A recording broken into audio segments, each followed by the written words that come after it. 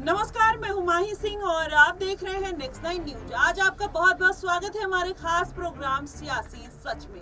आज बात करने वाले हैं कैसरगंज की उस हॉट सीट की जिसको लेकर लोकसभा चुनाव से पहले और अभी तक घमासान मचा हुआ है। आपको बता दें 4 चरण के मतदान हो गए हैं, 5वें की तैयारी है। वैसे में क्या जो कैसरगंज की सीट है बृजभूषण शरण सिंह को इतनी आसानी से जीत दिलाएगी या फिर सपा वहां पर अपने झंडे गाड़ते हुए नजर आएगी, या फिर जिस तरीके से बृजभूषण शरण सिंह पर महिला यौन उत्पीड़न के आरोप लगे हैं, क्या महिला अगर वहां पर महिला पहलवान वहां पर अगर चुनाव प्रचार के लिए मैदान में सपा और कांग्रेस की तरफ से उतर जाती है तो बृजभूषण शरण सिंह की मुश्किलें कितनी बढ़ सकती है, या फिर आप तमाम तरीके की बातें हैं। बृजभूषण शरण सिंह कल भरे मंच पर भावुक हो गए, क्या वो अपना दुख नहीं व्यक्त कर पा रहे, उनके पारिवारिक कलह की वजह से जिस तरीके से ये पूरा समीकरण बनता हुआ नजर आ रहा है। आज इन्हीं सब बातों पर चर्चा करेंगे और हमारे साथ इसके लिए दिनेश मौजूद हैं। इनसे जानते हैं कि जिस तरीके से पूरा सियासी समीकरण कैसरगंज सीट पर बैठा हुआ है, और आपको क्या लगता है कि कुछ दिन पहले जब उनके बेटे ने योगी से मुलाकात की और वहां पर बृजभूषण शरण सिंह मौजूद नहीं रहे, तो क्या कुछ वहां पर भाजपा के बीच में और बृजभूषण शरण सिंह के बीच में चलता हुआ नजर आ रहा है? दिनेश, हाँ देखिए माही, आपने बड़ा महत्वपूर्ण सवाल किया है। बृजभूषण शरण सिंह जो कि भारतीय कुश्ती संघ के पूर्व अध्यक्ष रह चुके हैं, वर्तमान में देखा जाए तो कैसरगंज से लोकसभा के सांसद हैं। पिछले दिनों जिस तरीके से महिला खिलाड़ियों के साथ यौन उत्पीड़न का जो मामला था वो काफी गंभीर मामला था। बृजभूषण शरण सिंह के पॉलिटिकल करियर का एक टर्न लेने वाला मामला था, और यहाँ पर बृजभूषण शरण सिंह जो कि कद्दावर नेता के तौर पर जाने जाते रहे हैं। उत्तर प्रदेश की बात करें तो गोंडा के आसपास अवध का मैदान जिसको बोला जाता है, वहां की 40 विधानसभा सीटों पर मजबूत पकड़ रखते हैं। भारतीय जनता पार्टी भी इस चीज को जानती है कि कैसरगंज के आसपास की आने वाली 40 सीटों में सियासी दबदबा बनाए रखने के लिए जो है बृजभूषण शरण सिंह की भूमिका कितनी अहम हो जाती है। और इसका उदाहरण हम इस तरीके से देखते हैं कि लंबे वक्त से जो आरोप लगते नजर आ रहे हैं, खिलाड़ियों ने जिस तरीके से 1 महीने से अधिक वक्त तक यहाँ पर जो आंदोलन किया, उसके बावजूद भी भारतीय जनता पार्टी ने उनको पार्टी से नहीं निकाला। यानी कि उनका कद इस चीज को बयान करने में काफी है, और किस कदर वो राजनीतिक समीकरण बनाने में माहिर है, इस चीज का उदाहरण हमने देखा है। लेकिन फिलहाल देखा जाए तो उनके बेटे करणभूषण चुनाव लड़ रहे हैं। Delhi Rouse Avenue special fast track court यहाँ पर जो फैसला है वो सुना चुकी है, और उस फैसले में बृजभूषण शरण सिंह को महिला खिलाड़ियों के साथ यौन शोषण के मामले में आरोपी पाया गया है। ऐसे में बृजभूषण शरण सिंह ने कहा कि हम ट्रायल लेंगे इस पूरा मामले का, और ट्रायल लेने के बाद यहाँ पर हमारे जो वकील है हम अपने तथ्य पेश करेंगे। उधर से यदि जो सरकारी वकील है, जो महिला खिलाड़ियों की तरफ से जो वकील है, वो अपने तथ्य पेश करेंगे। सिर्फ आरोप लगा देना यहाँ पर कोई मुकदमा साबित हो जाना या दोषी पाए जाने का अधिकार नहीं देता है और आधार नहीं बनता है। ऐसे में बृजभूषण शरण सिंह कहीं ना कहीं भारतीय जनता पार्टी हाईकमान से ही खफा नजर आ रहे हैं। पिछले दिनों मैंने एक इंटरव्यू देखा था उनका, उसमें वो साफ तौर पर ये कहते नजर आ रहे थे कि मैं सिर्फ प्रधानमंत्री नरेंद्र मोदी को संगठन में मानता हूं। यानी कि योगी आदित्यनाथ को लेकर भी बृजभूषण शरण सिंह के मन में जो कहीं ना कहीं एक असमंजस का माहौल है, खुश नहीं है योगी आदित्यनाथ की कार्यशैली को लेकर। पिछले दिनों उन्होंने कहा कि बार बार जो बयान दिए जा रहे हैं कि मुसलमानों को आरक्षण नहीं दिया जाना चाहिए, हिंदुओं का आरक्षण मुसलमानों को मिल जाएगा, ये बेतुके बयान है। और इन बयानों को एक प्रदेश के जिम्मेदार नागरिक और एक प्रदेश के जिम्मेदार प्रशासक होने के नाते आपको ये सही नहीं बैठते। ऐसे में योगी आदित्यनाथ को लेकर के बृजभूषण शरण सिंह का जो ये रवैया है, ये हाल ही में उभर करके आया है, और कहीं ना कहीं भारतीय जनता पार्टी के संगठन में अंदर खाने की जो कला है उसको दर्शाता है। जी बिल्कुल, लेकिन यहाँ पर दिनेश एक अहम सवाल और खड़ा हो जाता है कि अगर महिला पहलवान सपा की तरफ से आ जाती हैं चुनाव प्रचार में, अभी थोड़ा सा वक्त है, तो ऐसे में क्या आपको नहीं लगता है कि महिलाओं का जो वोट बैंक है कैसरगंज या राजपूत समाज की जो महिलाएं हैं,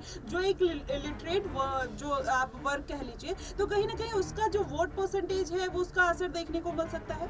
देखिए, महिला सम्मान की जहाँ पर बात करते हैं हम, पिछले दिनों प्रधानमंत्री नरेंद्र मोदी ने बड़े बड़े यहाँ पर महिला सम्मान के कसीदे पढ़े संसद भवन के अंदर, जब लोकसभा और राज्यसभा का सेशन चल रहा था उस दौरान। तो ऐसे में अब खिलाड़ी इस मामले को उठा रहे हैं कि आखिरकार जब आप महिला सुरक्षा सम्मान की इतनी बात करते नजर आते हैं, तो बृजभूषण शरण सिंह जैसे व्यक्तियों को, यहाँ पर रमेश भिधूड़ी जैसे व्यक्तियों को, या अन्य जो लोग हैं जो महिलाओं को लेकर लगातार विवादित बयान देते नजर आए। हमने पिछले दिन देखा कि रामशंकर कठेरिया ने जिस तरीके से डिंपल यादव पर एक जो विवादित बयान दिया, आखिरकार ऐसे नेताओं को आपने पार्टी में क्यों रखा है? और यदि ये लोग कहीं ना कहीं अपनी पार्टी के पैरामीटर्स पर खरे नहीं उतरते, तो क्या भारतीय जनता पार्टी पर सरकार खोने का डर है? क्या प्रधानमंत्री नरेंद्र मोदी इतने कमजोर हैं कि इन व्यक्तियों को पार्टी संगठन से बाहर निकालने पर सरकार खोने का डर उनको सता रहा है? ये तमाम सवाल खड़े हो जाते हैं। बीजेपी इस पूरे मुद्दे को भुनाना चाहेगी। कल मैंने अरविंद केजरीवाल को देखा, हरियाणा के कुरुक्षेत्र में वो मौजूद थे। बृजभूषण शरण सिंह के मुद्दे को लेकर भारतीय जनता पार्टी को जबरदस्त तरीके से घेरते हुए नजर आए। यानी कि विपक्ष जो है इस पूरे मुद्दे को लेकर के कहीं ना कहीं वोट बटोरने की कोशिश करेगा, और चाहिए भी, क्योंकि जिस तरीके का रवैया यहाँ पर सरकार का रहा है वो काफी गंभीर है।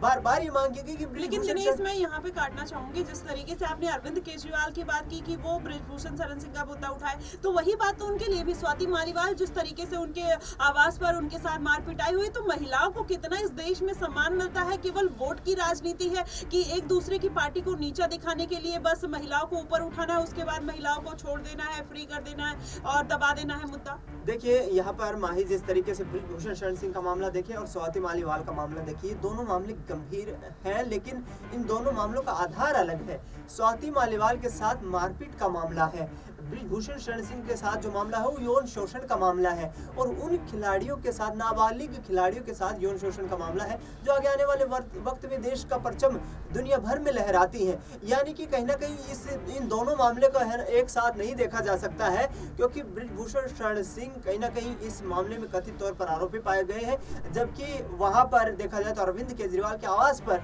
उनके पीए से जो मारपीट की खबर सामने आ रही है, अभी तक उसकी यहाँ पर पुष्टि नहीं हुई है। हालांकि संजय सिंह ये कहते नजर आ रहे हैं कि पूरे मामले की हम जांच कर रहे हैं और जिस तरीके से जो भी आदेश जारी होंगे हम आगामी वक्त में इनको पूरा करेंगे। लेकिन बृजभूषण शरण सिंह के मामले पर ही हम वापस आते हैं, तो ये मामला गंभीर है। चुनावी लाभ लेने के लिए कहीं ना कहीं कोशिशें की जा रही थी, और जो आगे आने वाले वक्त में बीजेपी संगठन के लिए गले की फांस बन सकती। जी बिल्कुल, इसमें कोई दो राय नहीं है। और इस बार बीजेपी की जो लड़ाई है कैसरगंज को लेकर, कहीं ना कहीं बृजभूषण शरण सिंह के साथ पार्टी की भी लड़ाई है, और जिस तरीके से पूरा सोच समझ कर एकदम लास्ट मोमेंट पर कहीं ना कहीं भारतीय जनता पार्टी ने उनके बेटे को टिकट दिया, लेकिन ऐसे में माना जा रहा है कि इतनी आसानी से और इतना इजीली वो जीत हासिल नहीं कर पाएंगे। लेकिन दिनेश, एक छोटा सा और आखिरी सवाल मेरा और बन जाता है कि जिस तरीके से भारतीय जनता पार्टी हमेशा से महिलाओं को लेकर बहुत मुखर रही है, लेकिन कहने के लिए, लेकिन अगर बात कर लिया जाए मणिपुर की लेके या फिर महिला पहलवानों की ही बात कर लीजिए, महीनों तक वो जंतर मंतर पे बैठी रही। क्या देश और विदेश में नाम रोशन करने वाली, ओलंपिक में मेडल लाने वाली महिलाओं की इतनी भी वो इज्जत नहीं थी कि उनकी बात को सुना जाए? और बृजभूषण शरण सिंह एक सीट पर ही तो सांसद रहे हैं, ऐसा तो है नहीं कि वो पूरे देश के प्रधानमंत्री हैं या फिर राष्ट्रपति रह चुके हैं कि उनके लिए वो इतने जरूरी हो जाते हैं। तो आखिर इतना ज्यादा उनको महत्व देके और सबको दरकिनार क्यों किया जा रहा है? देखिए, यहाँ पर कहीं ना कहीं कार्यशैली पर सवाल खड़े हो रहे हैं, और संगठन के लोग भी ये मांग करते नजर आ रहे हैं कि आखिरकार आपको यदि टिकट कार्ड भी दिया जाता बृजभूषण शरण सिंह का या उनके बेटे का, तो कौन सा यहाँ पर ज्यादा नुकसान होने वाला था? बल्कि एक दूसरा मैसेज समाज में जाता, कम्युनिटी में एक दूसरा मैसेज जाता, महिलाओं के आत्मसम्मान में यहाँ से वृद्धि होती कि जिस तरीके का यहाँ पर जो फैसला लिया है, जो दोषी पाया गया है उसको पार्टी से निकाला गया है, उसका टिकट काटा गया है, उसको कोई राजनीतिक हैसियत नहीं दी गई है, कोई राजनीतिक यहाँ पर जो है संरक्षण नहीं दिया गया है। ऐसे में देखा जाए तो माही यहाँ पर बृजभूषण शरण सिंह का ये मामला है, ये दो धारी तलवार बन चुका है भारतीय जनता पार्टी के लिए। ये फायदा करने वाला नहीं है। हो सकता है कैसरगंज लोकसभा सीट से करणभूषण चुनाव जीत भी जाए, लेकिन पूरे देश में इसका जो इम्पैक्ट पड़ेगा वो नेगेटिव इम्पैक्ट पड़ेगा, और इसके साथ साथ करणभूषण की राजनीति का जो शुरुआत हो रही है वो भी इस एक जो है ना मिटने वाले दाग धब्बे के तौर पर हो रही है। बिल्कुल, इसमें कोई दो राय नहीं है। भारतीय जनता पार्टी चाहे हमेशा महिलाओं को दरकिनार करे, हाथरस के मुद्दे को दरकिनार कर देती है, मणिपुर के मुद्दे को दरकिनार कर देती है, महिला पहलवानों को दरकिनार कर देती है, लेकिन वही विपक्ष अगर उनको छोटा सा मुद्दा मिल जाए, चाहे स्वाति मालीवाल का हो, चाहे और भी तमाम मुद्दे हैं, उसमें भारतीय जनता पार्टी कहीं ना कहीं मुखर होते बोलते हुए नजर आती है। लेकिन इस बार कैसरगंज सीट पर वही एक सवाल कि बृजभूषण शरण सिंह जीत पाएंगे या नहीं, ये बड़ा सवाल है। लेकिन इस सवाल का जवाब आप हमें कमेंट बॉक्स में जरूर बताइएगा। फिलहाल के लिए बस इतना ही। देश और दुनिया की तमाम खबरों के लिए हमारे साथ बने रहिए नेक्स्ट 9 न्यूज पर।